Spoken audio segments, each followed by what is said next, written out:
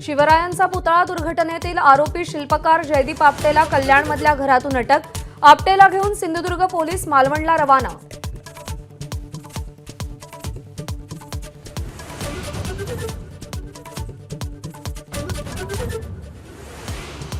ST कर्मचाऱ्यांचं आंदोलन मागे 6,500 रुपयांची पगारवाढ।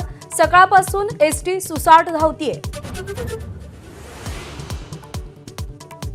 जालन्यामध्ये मंत्री अब्दुल सत्तार आणि मनोज जरांगेंची भेट। मध्यरात्री 2:30 वाजेपर्यंत चर्चा। तर शेतकऱ्यांच्या प्रश्नांबाबत जरांगे आणि फडणवीस यांच्यात फोनवरून संवाद।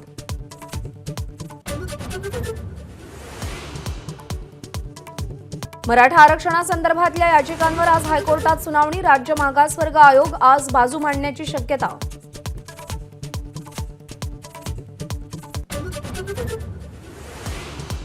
सांगलीच्या कडेगावमध्ये आज काँग्रेसची भव्य सभा। डॉक्टर पतंगराव कदम यांच्या पूर्णाकृती पुतळ्याचं अनावरण। राहुल गांधी, शरद पवार उपस्थित राहणार। उद्धव ठाकरे मात्र अनुपस्थित।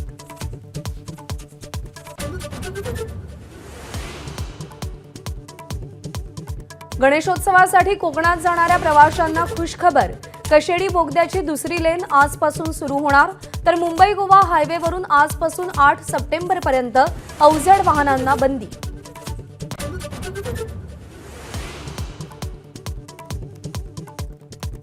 ठाण्यातील माजिवडा परिसरात मोठी वाहतूक कोंडी। घोडबंदर रोडवरून ठाणे गाठायला तब्बल 3 तास। प्रवाशांचा खोळंबा।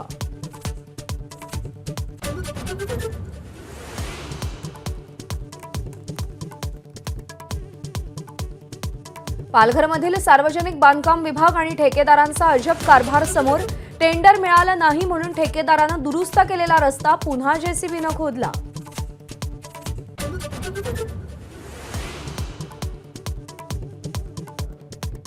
पूजा खेडकरच्या अटकपूर्व जामीन अर्जावर आज दिल्ली हायकोर्टात सुनावणी। अर्ज फेटाळला जाण्याची शक्यता।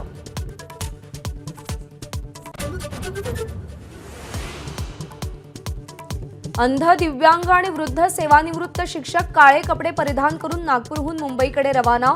एरियर्स थकवणाऱ्या लाचखोर अधिकाऱ्यांना मंत्रालयात जाऊन जाब विचारणार।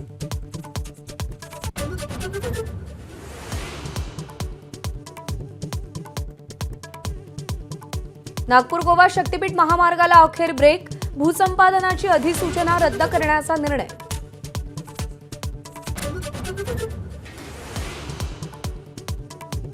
पॅरालिम्पिकच्या क्लब थ्रोमध्ये भारताच्या धरमवीरला सुवर्ण आणि प्रणव सुरमाला रौप्य पदक। तिरंदाजीमध्ये हरविंदर सिंगला सुवर्ण तर सांगलीच्या सचिन सर्जेराव खिलारीनं गोळाफेकीमध्ये रौप्य पदक पटकावलं।